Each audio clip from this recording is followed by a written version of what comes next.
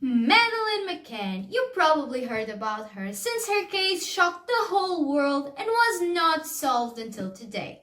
She was only 3 years old when she disappeared. But was she kidnapped? Was this just an accident? Or are the parents involved in the case?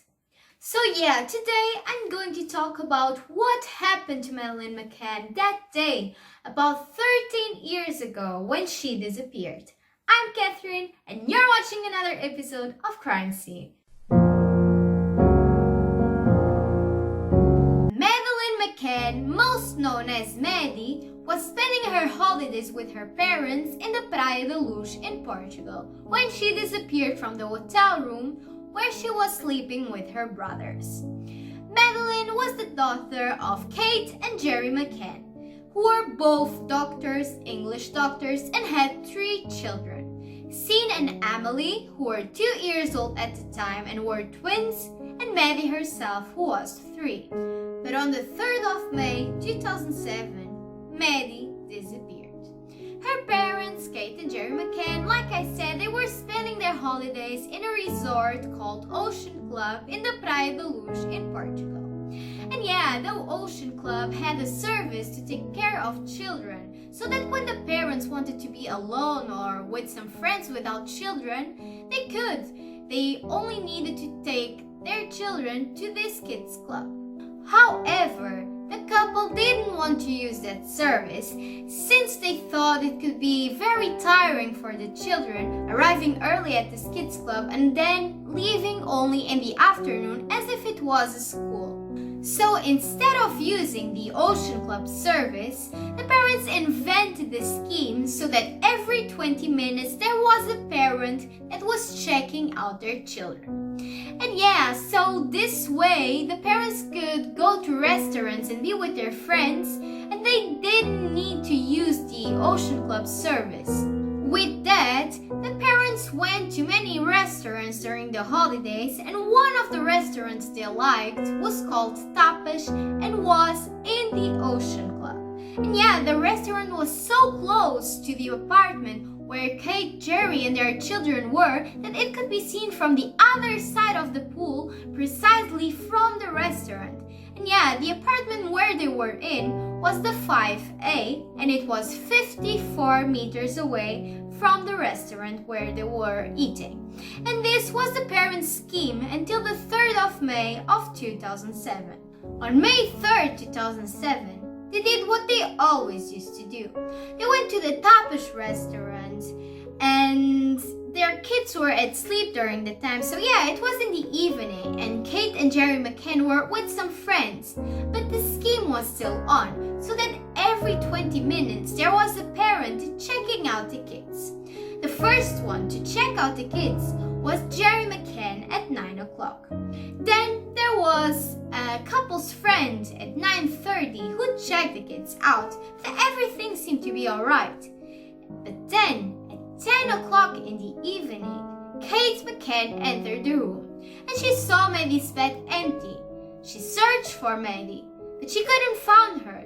Maddy was gone. Strange was that in that room there were also the twins, and the twins were asleep as if nothing happened. In this time, Kate ran to the restaurant's table and she started screaming, "Maddy was gone! Maddy was gone! Maddy was gone!" This is only the parents' version.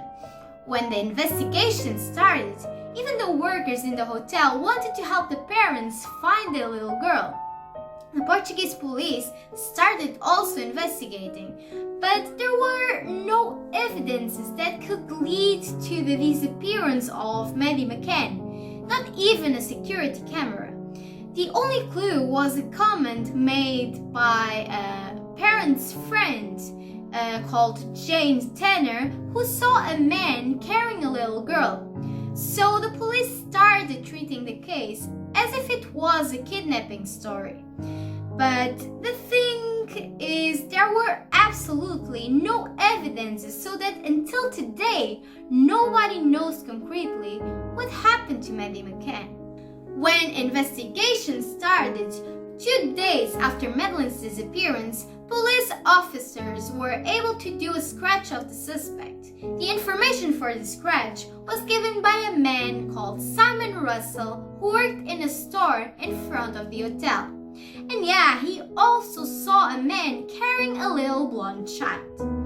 But there was not much information, so the scratch was a complete nonsense.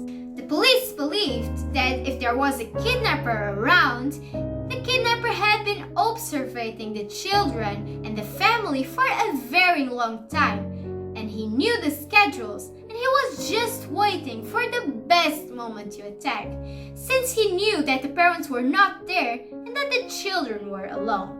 And yeah, this was very, very strange. Anyways, the police still had no evidence, so they started investigating some possible pedophiles in that region. However, the McCanns didn't trust the Portuguese police. They wanted to do more. And the McCanns were friends with a lot of influential people in the media industry in Great Britain, and with some contacts, they spread the case around the world. So everyone knew about the disappearance of Maddie McCann, and they were in hopes to search and to find their daughter. The first suspect was a guy named Robert Morat. And yeah, he was a suspect since he was very curious and he always wanted to know more about the case, even though he had nothing to do with it. On May 14, the police invaded Robert's house. And yeah, they thought Robert would be a suspect since his house was 130 meters away from the apartment 5A, where the children were and where the family was. And yeah, Robert could see from his apartment if the parents were in the apartment or not, since it was so close. And yeah, the police didn't have more suspects, so they questioned Robert. But they set him free since they had no evidences. A Russian guy called Sergei Malenka, who had connections to Robert, was also questioned. But Sergei told the police he was not friends with Robert. He had only been hired to create a website for him. However, it was discovered that both called each other the day Maddy disappeared. However, neither one or the other could remember the phone call. So yeah, it was purely coincidence. So yeah, there were still no evidences about a possible kidnapping of Maddie McCann. Both of them were set free. Sergei said he had been treated very poorly by the Portuguese police. They called him Russian mobster, people dealer, and even pedophile. And Robert said the investigations ruined his life completely. And he himself, he has also an interest to know if there was a kidnapper and who's Maddy's kidnapper. So yeah, besides those two suspects, there were still two suspects on the table. Maddy's own parents. When Maddy disappeared, the parents started making some TV and media appearances all over the world, and they traveled around the world, giving more exposure to the case. They even got a private jet to do that. So yeah, people were asking themselves if this was normal, like your child disappears and you do TV appearances, you travel around the world, and yeah, it was very, very strange. They were like making themselves famous with this case. In September of 2007, the police started questioning the parents of Maddie McCann, and still without evidences, the police believes that the parents were involved in the case of Maddie McCann and that they invented that kidnapping story to cover a mistake they made. Many months after this, the police concluded they could have even taken Maddie's life. Yeah, the parents could have killed her own child for being irresponsible or for giving Maddie a very big doses of sleeping pills. And yeah, because investigators found some of Maddie's body fluids in the parents' car. And yeah, this was very strange. But they thought that the parents could have given the kids some sleeping pills, and Maddie could have died from those sleeping pills. And the sleeping pills were there so that the parents could have dinner with their friends during the sleeping time of the children. With that, the parents could have invented this whole story. This because there were some sniffer dogs that were trained to smell blood and body fluids that were agitated when they entered the apartment in the parents' car.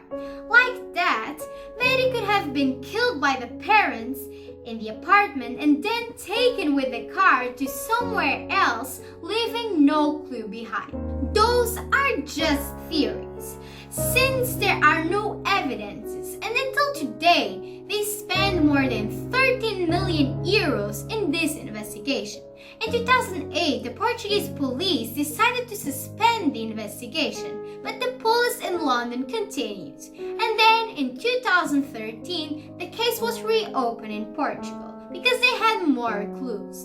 And yeah, in March of 2019, they wanted to close or at least to suspend the investigation also in Great Britain, but the British government decided to investigate more and to finance this investigation for 1 more year so that they could know what happened that night and who's guilty. However, there is still one third theory left in the air.